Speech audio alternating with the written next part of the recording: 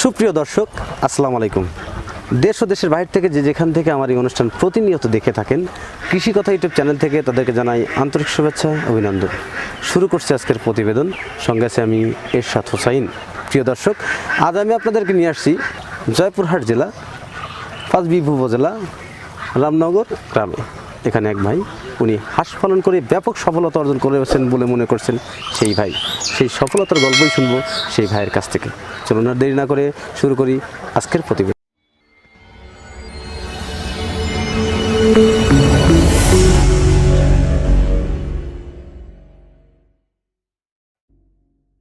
আমার সামনে যিনি দাঁড়িয়ে আছেন এবং এই যে আবদ্ধ অবস্থায় পুকুরে যে হাঁসগুলো দেখছেন, তিনি হাঁসের মালিক। এখানে হাঁস পালন করছে বেইজিং এবং ক্যাম্বেল হাঁসের সমন্বয়ে তিনি খামারটি করে তুলছেন।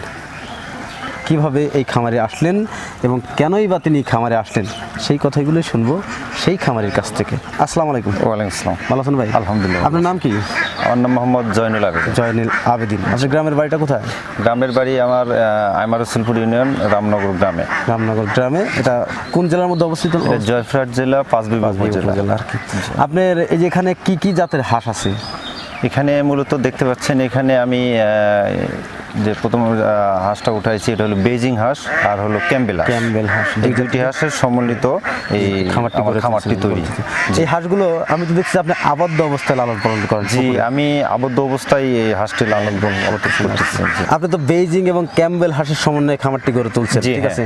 তো আপনি যে খামারেটা আসলেন, জি, কিভাবে খামারে আসলেন? একটা তো হয়ে থাকে। খামারে আসছি মূলত আমি ইউটিউবে দেখে অনেক হেল্প নিয়েছি, ইউটিউবে থেকে দেখে আমার হাঁস পালার ইচ্ছে হলো। তারপরে সর্বপ্রথম আমি অল্প কিছু সংখ্যক হাঁস আমি প্রথমে নিয়ে আসছি, নিয়ে এসে দেখতেছি হাঁসে লাভবান আমি হচ্ছি। সেক্ষেত্রে নেক্সট টাইমে আমি পরবর্তীতে আবার বেইজিং এবং ক্যাম্বেল হাঁস সম্মিলিত বেশি নিয়ে আসছি। আপনি তো এই বেইজিং এবং ক্যাম্বেল হাঁসের সমন্বয়ে খামারটি গড়ে তুলছেন। আপনার হাঁস পালন করার অভিজ্ঞতা কতদিনকার? আমার হাঁস পালার অভিজ্ঞতা 2 বছর। 2 বছর। জি। সর্বপ্রথম আপনি কতগুলো হাঁস দিয়ে খামারটা? সর্বপ্রথম আমি খামারটা উদ্বোধন করছি 300 হাঁস। 300 হাঁস দিয়ে। জি। এখন আপনার খামারে কতগুলো হাঁস? এখন বর্তমানে আমার খামারে হাঁস আছে 2000। 2000 মোট। 2000। কতগুলো ক্যাম্বেল আর কতগুলো বেইজিং আছে? আমার এখানে বেইজিং হাঁস আছে 500। জি। আর ক্যাম্বেল হাঁস আছে 1500। আর কি। জি। আপনি শুরু থেকে আবদ্ধ অবস্থা পালন করতেন না এই অবস্থা আবদ্ধ অবস্থা? আমি প্রথমে শুরু থেকে আবদ্ধ অবস্থায় হাঁসটা পালন করি আর কি। আবদ্ধ অবস্থা হাঁস পালন কি লাভবান হওয়া যায়? আমি এ পর্যন্ত প্রথমে যে 300 হাঁস নিয়ে আসছিলাম, সেক্ষেত্রে আবদ্ধ অবস্থায় আমি হাঁস পালন করে 300 হাঁসে লাভবান হয়েছে। এই হওয়ার কারণে আগামী পরবর্তীতে আবার এই উদ্যোগ নিয়ে তখন 2000 হাঁস আবার শুরু করছেন আর কি। জি। প্রিয় দর্শক, আবদ্ধ অবস্থায় হাঁস পালন করেও লাভবান হওয়া যায়। আমাদের এই খামারি ভাই বললেন তিনি সর্বপ্রথম 300 হাঁস দিয়ে খামারটি করে তুলছেন। আমি জানবো সেই কথাগুলো তিনি আবদ্ধ অবস্থায় কীভাবে হাঁস পালন করে লাভবান হতে পারছেন। আচ্ছা, আবদ্ধ অবস্থায় অনেক ভিডিও তৈরি করছি এবং সেই ভিডিওগুলি আমার চ্যানেলে দেওয়া আপলোড করা আছে। অনেক মানুষই আবদ্ধ অবস্থায় হাঁস পালন করে লাভবান হতে পারেন না, কিন্তু আপনি কিভাবে আবদ্ধ অবস্থায় হাঁস পালন করে লাভবান হতে পারছেন? আমি আবদ্ধ অবস্থায় লাভবান হয়েছি। হাঁসের যে আমি এখানে হাঁস পাড়তেছি আবদ্ধ অবস্থায়, বাইরে খুব কম ছাড়ি। আমি খাবারটা মূলত বাইরে যে অন্যান্য ফিড ধান এগুলা আমি মূলত কিনে কম খাওয়াই, কিন্তু আমি খাবারটা মূলত নিজে তৈরি করে খাওয়াই।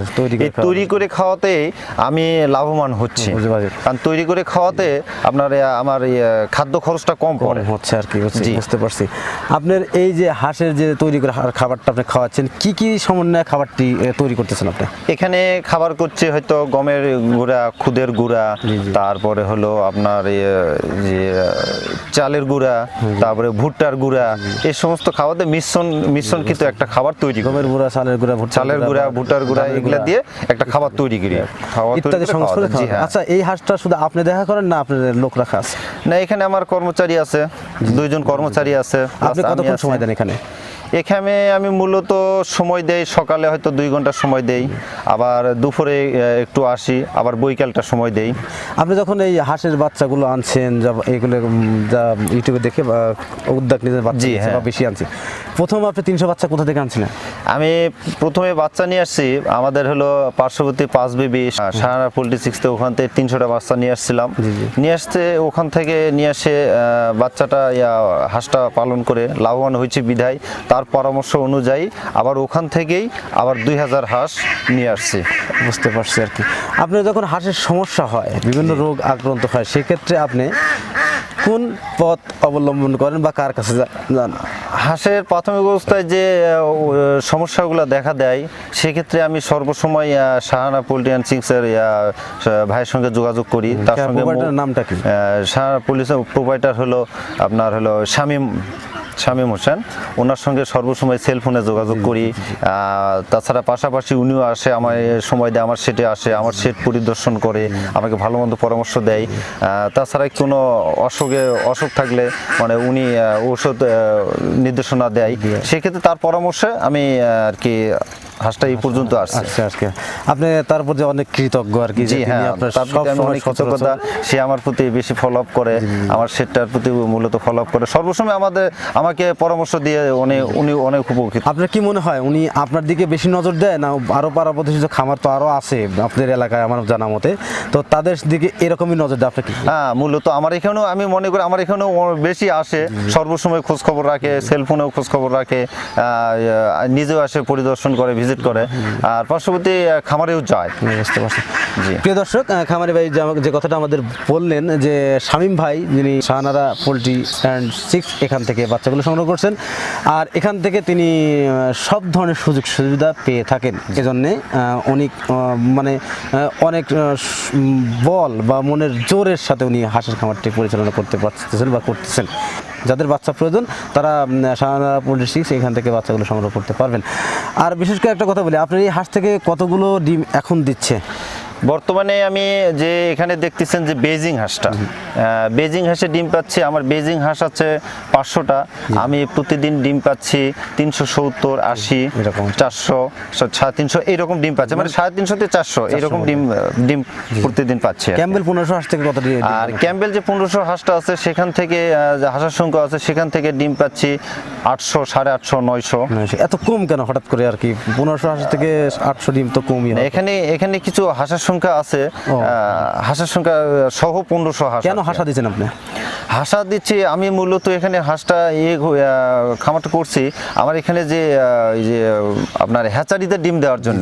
আমার এই যে হাঁসের যে ডিমটা দিচ্ছে এখান থেকে আমরা হ্যাচারিতে ডিম দেই, সেখান থেকে বাচ্চা ফুটানো। মানে আপনি হাঁসা দেওয়ার কারণটা হচ্ছে আপনি হ্যাচারিতে ডিম দেন এবং সেইখান থেকে ওই ডিম থেকে বাচ্চা হয় আর কি। জি হ্যাঁ, সেই বাচ্চাগুলো উনি বিভিন্ন জায়গায় সেল করে থাকেন আর কি। জি হ্যাঁ। যাই হোক, এখান থেকে যে ডিম উৎপাদিত হয় আপনি টোটাল মিলিয়ে কত টাকা ডিম বিক্রি করেন প্রতিদিন? আমার পার ডে ডিম বিক্রি আসছে মোটামুটি 7,500, 8,000 টাকা পার ডে ডিম বিক্রি করতেছি, দুইটা মিলে। আপনি ক্যাম্বেল হাঁসের 800 বা 900 পিস ডিম পান, এক্ষেত্রে কত টাকার ডিম বিক্রি করেন এখন?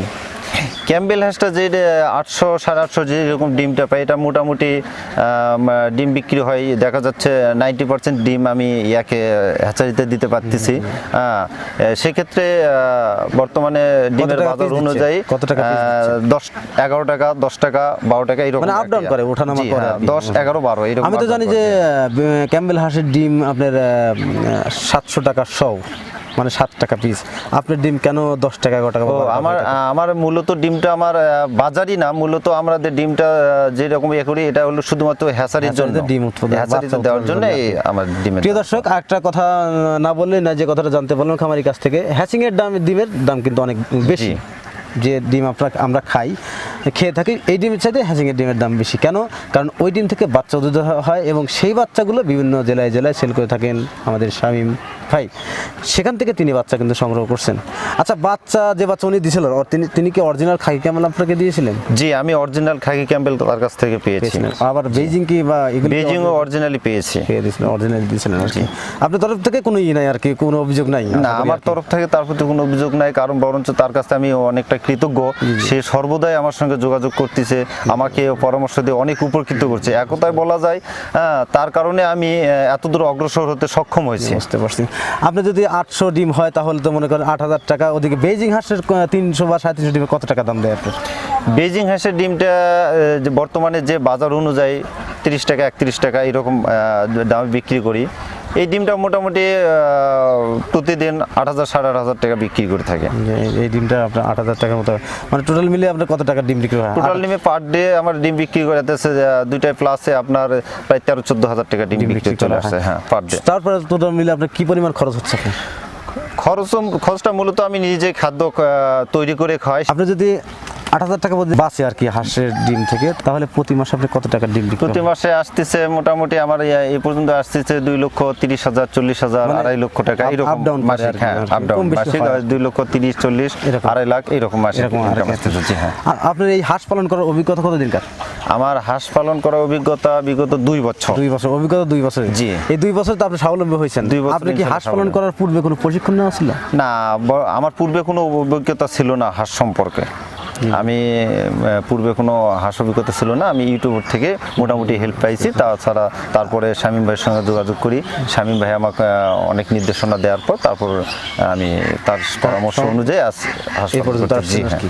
আপনি তো হাঁস পালনের স্বাবলম্বী হয়েছেন, আর নতুন যারা খামার করে আপনার মতোই যারা, তারা যদি হাঁসের খামার করতে চায়, তারা কি স্বাবলম্বী হতে পারবে? না, আমি মনে করি আমার ব্যবসাতে আমি মনে করি যেখানে যারা নতুন যারা হাঁস পালন করতে ইচ্ছুক, আমি মনে করি হাঁসে প্রচুর লাভ আছে। হাঁস পরামর্শ নিয়ে কোনো হ্যাচারি কিংবা কোনো ডাক্তারের পরামর্শ নিয়ে যদি কেউ হাঁস পালন করে, আমি মনে করি তারা লাভবান হবে, কারণ আমি নিজে স্বাবলম্বী হয়েছি। বুঝতে পারছি। হয়েছে। প্রিয় দর্শক, আমার সামনে যে এই ব্যক্তিটাকে দেখছেন, তিনি হাঁস খামারি, তিনি হাঁস পালন করে আর স্বাবলম্বী হয়েছেন। কারণ হচ্ছে হাঁস পালন করতে গেলে ওনার কথাই বুঝতে পারলাম, সঠিক পরিকল্পনা, সঠিক পদক্ষেপ আপনাকে গ্রহণ করতে হবে, তাহলে হাঁস পালন করে আপনি লাভবান হতে পারবেন। এই কথাটাই আমাদের বোঝাতে চাইছেন খামারি। তার প্রচেষ্টাতে তিনি স্বাবলম্বী হয়েছেন। আপনিও চেষ্টা করেন, আপনিও স্বাবলম্বী হতে পারবেন। কেন পারবেন না? আপনিও তো মানুষ, সেও তো মানুষ, সে যেতে পারে, অবশ্যই আপনিও পারবেন। তাই হাঁসের খামার করুন, দেশ গড়ুন, এই প্রত্যাশা নিয়ে আজকের প্রতিবেদন এখানেই সমাপ্ত করছি। ভালো থাকেন, সুস্থ থাকেন, আল্লাহ হাফেজ।